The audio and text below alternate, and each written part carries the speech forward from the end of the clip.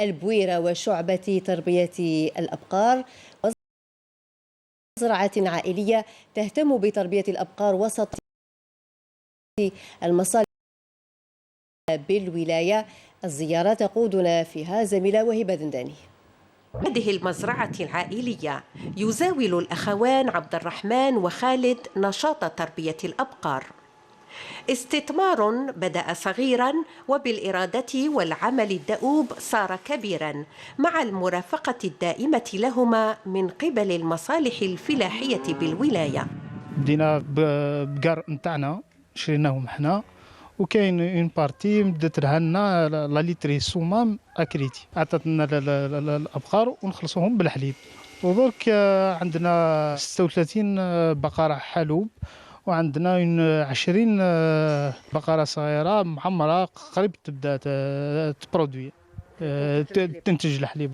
ويسعى الأخوان من خلال هذا المشروع الفلاحي إلى إنتاج أكبر كمية ممكنة من الحليب الذي يأخذ طريقه مباشرة إلى الملبنات القريبة. الدولة راه الدعم فينا شاك 1 لتر دو لي يعطيونا 12 دينار. المشروع نتاعنا حبينا من على عامين ولا نديروا وحدة إنتاج تاع الجبن. نقوم برافقة مربي الأبقار، مثلا تلقيح ضد مرض الكلب ومرض الحمى القلاعية، والتحاليل الطبية اللي نقوموهم ضد الحمى الملطية لا بروسيلوز ومرض السل لا توبركولوز. وثاني عبر الدعم اللي نقدموهم لهذا الفلاحين، الدعم مادي المتمثل في 12 دينار للتر، 2 دينار اللي عنده لاغريمون سانيتير، دونك يوصل حتى ل 14 دينار للتر. يديروا الجمع تاع الحليب، وميم لو كوليكتور ثاني عنده دعم كاع السيركوي هذا اللي مدعوم من طرف الدولة. نجاح مثل هذه المشاريع يستدعي بالضرورة المرافقة الدائمة من أجل رفع الإنتاج والمساهمة في تنمية الاقتصاد المحلي. ولتفصيل الموضوع يلتحق بنا عبر الهاتف السيد محمد بوعلي مدير الفلاحة بولاية البويرة. أهلا بك سيدي. أهلا بكم وأهلا للمشاهدين الكرام الإذاعة للتلفزيون الجزائري. أهلا بك سيدي. سيدي، نتحدث في البداية عن هذه الشعبة نظرا لأهميتها في ولاية البويرة، شعبة تربية. كيف يتم الاهتمام بهذه الشعبة؟ في الحقيقة الشعبة هذه شعبة من بين الشعوب الاستراتيجية اللي الدولة أعطت لها أهمية كبيرة، خاصة كما تعلمون أن عندنا إنتاج حليب ربما اللي ما يكفيش، خاصة الحليب الطازج ما يكفيش للمستهلك الجزائري، ولكن احنا نشجعوا الاستثمارات في هذا الجانب، خاصة عند الشباب الذين يقومون بتقديم مشاريع استثمارية في هذا المجال، خاصة في تربية الأبقار، فإن الدولة ترافقهم في كل مراحل إنجاز المشاريع تاعهم، من اقتناء أبقار الحلوب سواء عن طريق المصالح الفلاحية أو عن طريق أجهزة الدعم تاع الدولة كلانساج ولا كناك ولا لونجان. احنا نرافقهم فيما يخص كل ما هو صحة حيوانية، فيما يخص لي فاكسان، فيما يخص المتابعة الصحية للأبقار، فيما يخص متابعة مستويات الإنتاج. كذلك الدعم تاعنا يكون كذلك عن طريق التلقيح الاصطناعي. عندنا ان ديسبوزيتيف فيما يخص التلقيح الاصطناعي من اجل تحسين السلاله الخاصه بانتاج الحليب. كذلك كاين هناك الدعم تاع المصالح الفلاحيه فيما يخص الانتاج بحد ذاته، لان الدوله راهي تدعم الانتاج، وخاصه كل فلاح يدفع الحليب تاعو يدخل في برنامج تاع انتاج الحليب، وخاصه الفلاحين اللي يدفعوا الحليب للملابن. عندنا هناك وسائل دعم موجهه لهذه الفئه، دعم يخص الانتاج حوالي 12 دينار للتر، وكذلك 2 دينار فيما يخص المنحه تاع الصحه الحيوانيه. نعم. هذا الانتاج. نعم. ولكن احنا من بين البرامج الاستراتيجيه اللي دايرينها ان الناس هذو اللي يديروا مشاريع سواء عن طريق اجهزه الدعم، ومن بعد يحبوا يوسعوا المشروع تاعهم فيما يخص اقتناء الابقار او زراعه الاعلاف الخاصه بالابقار، حتى كذلك ان الدوله تدعمه في اقتناء الاعلاف، خاصه لو فوراج اون رابيني، يعني نعم. العلف الاخضر، يعني في اقتناء هذا العلف، ذلك من اجل تحسين انتاج الحليب. كذلك فيما يخص المستثمرين اللي حابين يستثمروا في هذه الشعبه، عندنا اجهزه تاع قرض التحدي مع بنك الفلاحه والتنميه الريفيه، وين احنا نفاليدو لهم لي بروجي تاعهم ونمولوا لهم المشاريع تاعهم، وافيك ان تو دانتيري 0% صادر لمده 5 سنوات، نعم. 5 سنوات الاولى، لان لي زانتيري او الفوائد على القرض تعطيهم الوزاره لمده 5 سنين، هم معفيين من لو تو دانتيري، وعندهم طون دانتيري بوني في ابارتي دو لا سيام اني يبداو يخلصوا 3% و 4%. سيد بوعلي، لو نتحدث عن عملية المرافقة والدعم بالنسبة لمصالحكم الفلاحية، خاصة بالنسبة للشباب الذي يطمح في الاستثمار في هذا المجال، كيف تتم عملية؟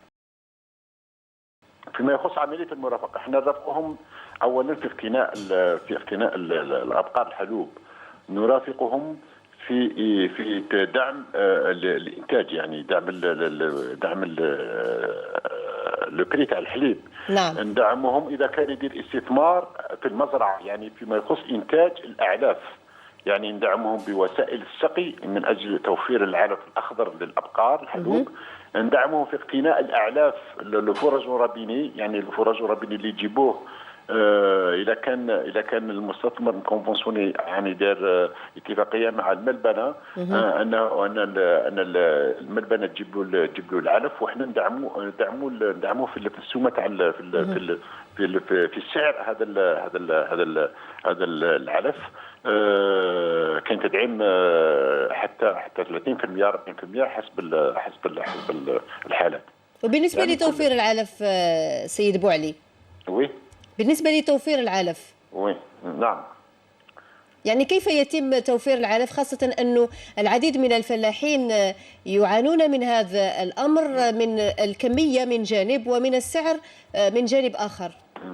فيما يخص توفير العلف سيدتي، هناك عدة برامج لأخذ باعتبار هذا الجانب تاع العلف، لأنه هو الحلقة الأساسية في تنمية هذه الشعب. أولا احنا إذا كان صاحب المشروع عنده أرض أنه يطور إنتاج العلف بنفسه، نعم. احنا نوفر له كل وسائل الدعم فيما يخص اقتناء وسائل السقي أو اقتناء البذور أو اقتناء اي تجهيزات كجرارات او الالات التي يحتاجها الفلاح لزراعه هذه الاعلاف لتلبيه حاجيات الابقار تاعو. هذا فيما يخص الانتاج. فيما يخص اذا كان النيلفير اور سول، يعني هو عنده ابقار مربي ولكن ما عندوش الارض، نعم، ويقتني العلف، يشتري العلف، هناك دعم في هذا الجانب. لما يقتني العلف راه يشري له فراج اون رابيني تاع هذاك لي سيلو تاع اون سيلو، هذاك دير لابول دير 1 طن تسوى 1,500,000، احنا نخلصوا له 500 وهو يخلص غير مليون برك. يعني فيما يخص اقتناء العلف الاخضر، سواء لو مايس اون سيلي ولا الفراج اون سيلي، هذا فيما يخص الدعم الموجه للمربين في هذا الجانب. نعم. سيد بوعلي ابقى معنا. أتوجه عبر الهاتف دائما إلى السيدة صبيحة بوسدرة، مديرة الفلاحة لولاية أضرار. أهلا بك سيدتي. أهلا مرحبا سيدتي، مرحبا.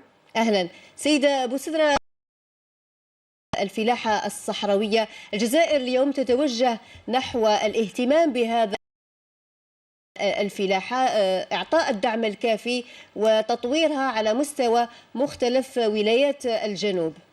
نعم نعم، كان البرنامج المسطر في الفلاحة الصحراوية، وهذا للاكتفاء الذاتي خاصة.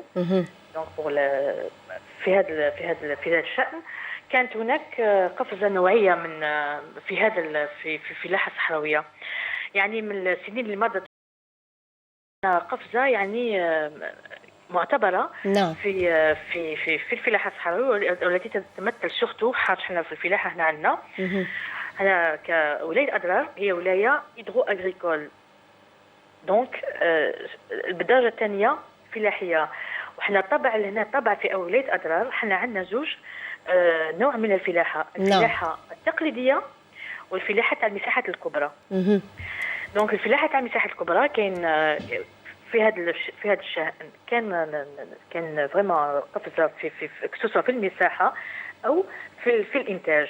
يعني وهذه نلاحظها في لو كان نشوفوا في لو كلاسمون تاع لا فالور دو برودكسيون تاع الانتاج هنا من العام اللي فات الى هذا العام كانت لو كلاسمون تاعها من 42 ل 42 الى 32 هذا العام. هذا صدق سي كما يقول لك سي اون بروف. نعم. الفلاحه الصحراويه راهي رايحه اثبتت وجودها في الميدان، اثبتت وجودها. وهذا علاش تحفيز الفلاحين. كيفاش تحفزوا الفلاحين؟ بالدعم للدوله سطرته في هذا الشأن، وخاصه في الكولتور استراتيجيك، في المحاصيل الاستراتيجيه. نعم. حنا في المحاصيل الاستراتيجيه هنا عندنا في ولايه أضرار عندنا الحبوب وعندنا الطماطم الصناعيه. هذوما زوج محاصيل للدوله اعطت اهميه كبيره لهم في هذا الشأن في ولايه أضرار. صفاي عندنا الخضروات، عندنا التمور. ولايه أضرار معروفه بالواحاتي، ولكن في جانب في الكولتور استراتيجيك سي سورتو الطماطم الصناعيه والحبوب. بالنسبة للاستثمار سيدة بوسدرة، بالنسبة للاستثمار في هذا المجال بالتحديد، وبالحديث عن مختلف وسائل الدعم التي يقدمها القطاع الفلاحي، كيف تقومون بمرافقة الشباب الراغبين في الاستثمار في هذا المجال؟ الاستثمار في هذا المجال احنا عندنا كسوسوا عندنا لي بارتنير كيما لانسيج لانجيم والكناك، عندنا قدر التحدي قدر الرفيق، وعندنا الدعم السنتراليزي، الدعم تاع الدوله. نعم. يعني في المستثمرين ندعموهم في الفوراج، في البيفو، في وسائل السقي. هذا في اطار الدعم والمرافقه كما باش تدعمهم فينانسيرمون الدوله. هذوما الاخر اللي عندنا. نعم. في سؤال آخر ربما لنتعرف عن عمليات السقي كيف تحدث في ولاية أضرار، خاصة وأنه يعتمد فلاحو المنطقة نظام سقي خاص. هل هنالك نقص في هذا الجانب أم هنالك اكتفاء؟ لا الحمد لله هنالك اكتفاء. احنا زوج عندنا نوعين من السقي. نعم. في التقليدي يتعمدوا على الغرافيتير وعلى الفقاره، وهذا من لو 10 سيكل الفقاره في القطاع التقليدي. اما في القطاع في الاستصلاحات الكبرى هناك المرش المحوري وهناك السقي بالجوتا بالتقطير. والحمد لله يعني الى حد الان نشوف نوصلوا حتى ل 600 500 ولا 600 بيفو. هذه حاجه تشرف الولايه. نعم. كسؤال أخير سيدة بوسدرة، فيما يتعلق في الظرف التي عاشته الجزائر على غرار دول العالم، جائحة كورونا، الفلاح الجزائري أثبت الاكتفاء الذاتي في المختلف مناطق وولايات الوطن. كيف كان الحال بالنسبة لولاية أضرار؟ كان الحال يعني الفلاح في الجائحة هذه كان ثبت وجوده، اللي تي بريزون سواء يعني الفلاحه ما حبستش، والمجهودات راهي باينه. اولا، ثانيا كان ميم الفلاح بادر سواء في التعقيم ولا في يعني في لي دون بارابور اللي كنا نديروهم في لي دون تاع لا سوليداريتي تاع التضامن. يعني فريمون الفلاح في الولايه كباقي ولايات الوطن اثبت الوجود تاعو اثبته. نعم. هذا نعم. إذن سيدة صبيحة بوسدرة مديرة الفلاحة لولاية أضرار، شكرا جزيلا لك على كل هذه التفاصيل. كما أشكر السيد محمد بوعلي مدير الفلاحة بولاية البويرة الذي كان معنا منذ قليل. ونتوجه إلى ولاية النعامة، حيث أن السيد محمد بن واز ابن منطقة تيوت بالنعامة قام باختراع وصناعة العديد من الآلات التي